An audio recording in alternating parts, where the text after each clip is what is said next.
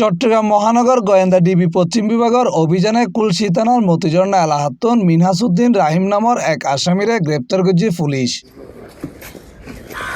তার দেওয়া তথ্যের ভিত্তিতে লালহান বাজার এলাকায় অভিযান চালাইয়ে ডমনি থানাতুন লুটইন্যে উগ্র বিদেশি 9mm পিস্তল উদ্ধার করা হয়। তবে অভিযানের সময় তার সহযোগী আমির হোসেন দায়জাগই। এই ঘটনায় মামলা প্রক্রিয়াধীন।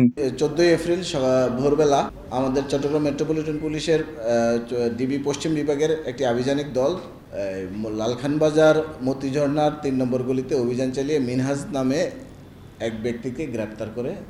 আমাদের কাছে সংবাদ ছিল তার কাছে একটি অস্ত্র আছে। তো তাকে গ্রেপ্তারের পরে সে জানায় যে হ্যাঁ তার কাছে একটা অস্ত্র আছে, তবে অস্ত্রটা তার চাচাতো ভাই আমিরের বাসায় লুকানো আছে। তো তার দেখানো হতে আমিরের বাসা থেকে, আমিরের হেফাজতে ছিল, আমিরের বাসা থেকে আমরা এই অস্ত্রটা উদ্ধার করি এবং এই যে আমির তার কাছ থেকে নিয়ে তার নিজের হেফাজতে রাখে। আমিরের বিরুদ্ধে কোতোয়ালি থানায় 2012 সালের একটি খুনের মামলা বিদ্যমান আছে। প্রাথমিক জিজ্ঞাসাবাদে এই আসামি মিনহাজ জানায় যে সে সাধারণত ছিনতাই করে এই টাইগার পাস থেকে জিলাপি পাহাড় অথবা টাইগার পাস থেকে আমবাগান যে রাস্তাটা, এইটুকুর মধ্যে সে এই অস্ত্রটা ভয়ভীতি দেখিয়ে কাপলদের টার্গেট করে ছিনতাই কাজে প্রায় এই অস্ত্রটা ব্যবহার করে।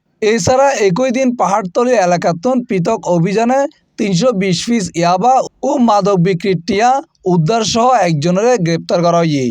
অন্যদিকে ডিবি বন্দর বিভাগের পৃথক অভিযানে আকবর শাহ ও চাঁদগাঁও এলাকাত অভিযান চালাইয়ে 300 পিস ইয়াবা সহ 2 জন এবং 1 কেজি 500 গ্রাম গাঁজা ও নগদ টিয়া সহ আরও একজন মাদক কারবারিরে গ্রেপ্তার করা হয়। এইসব ঘটনায় সংশ্লিষ্ট থানায় মাদক দ্রব্য নিয়ন্ত্রণ আইনে মামলা দায়ের করা হয়। C+ TV Chittagong.